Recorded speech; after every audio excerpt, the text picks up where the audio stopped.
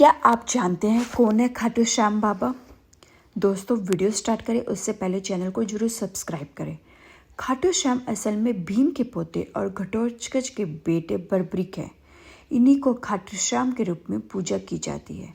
बर्बरिक बचपन से ही वीर और महान योद्धा के गुण थे और इन्होंने भगवान शिव को प्रसन्न कर उनसे 3 अभेद बाण प्राप्त किए थे। इसी कारण इन्हें 3 बाणधारी भी कहा जाता है। महाभारत के युद्ध के दौरान बर्बरिक ने अपनी माता अहिलावती के समक्ष इस युद्ध में जाने की इच्छा प्रकट की। जब मां ने इसकी अनुमति दे दी तो उन्होंने माता से पूछा, मैं युद्ध में किसका साथ दूं?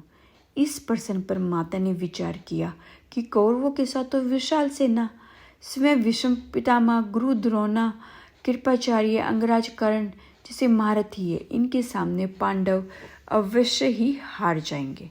इसलिए उन्होंने बर्बरिक से कहा कि जो हार रहा हो तुम उसी का सहारा बनो।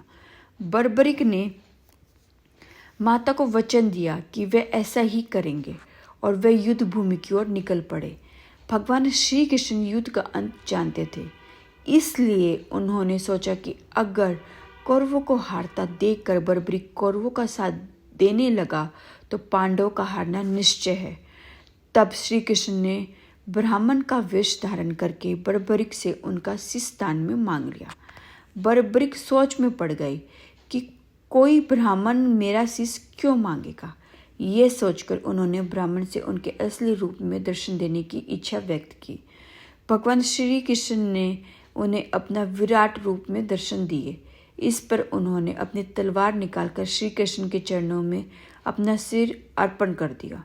श्री कृष्ण ने तेजी से उनके शीश को अपने हाथ में उठाया और अमृत से सींचकर अमर कर दिया। उन्होंने श्री कृष्ण से संपूर्ण युद्ध देखने की इच्छा प्रकट की, इसलिए भगवान ने उनके शीश को युद्ध भूमि के समीप ही सबसे ऊंची पहाड़ी पर सुशोभित कर दिया, जहां से बर्बरिक पूरा युद्ध देख सकते थे। युद्ध की समाप्ति के बाद सभी पांडव विजय का श्रेय अपने ऊपर लेने लगे। आखिरकार निर्णय के लिए सभी श्री कृष्ण के पास गए तो वह बोले, मैं तो स्वयं व्यस्त था, इसलिए मैं किसी का पराक्रम नहीं दिख सका। ऐसा करते हैं, सभी बर्बरिक के पास चलते हैं। वहां पहुंचकर भगवान श्री कृष्ण ने उनसे पांडवों के पराक्रम के बारे में पूछा तो बर्बरिक ने उत्तर दिया, भगवान, युद्ध में आपका सुदर्शन चक्र नाच रहा था और जगदम्बा लहू का पान कर रही थी। मुझे तो ये लोग कहीं भी नजर नहीं आए। बर्बरिक का उत्तर सुन सभी की नजरें नीचे झुक गई। तब श्री कृष्ण ने उनसे प्रसन्न होकर इनका नाम श्याम रख दिया। अपनी कलाएं और अपनी शक्तियां प्रदान करते हुए भगवान श्री कृष्ण ने कहा कि बर्बरिक, धरती पर तुमसे बड़ा दानी न तो कोई हुआ है और न ही होगा।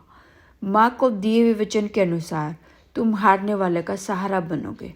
लोग तुम्हारे दरबार में आकर जो भी मांगेंगे उन्हें मिलेगा।